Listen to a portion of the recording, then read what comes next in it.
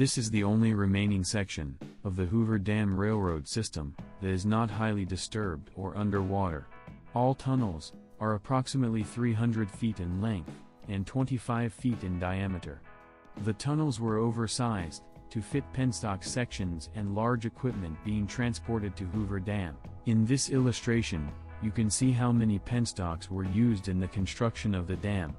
They were transported on the railroad to the dam site. These were some of the plugs used in the generator penstocks. They were dumped here after they were no longer needed. Seen here is a king snake, just chilling out.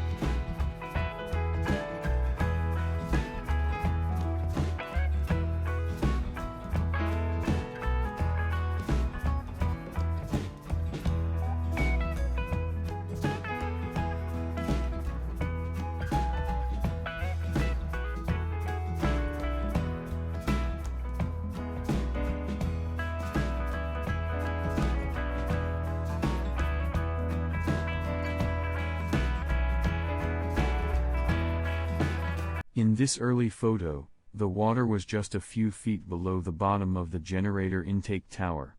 In this picture taken on October 12, 2022, the water is only 151 feet above the generator intake.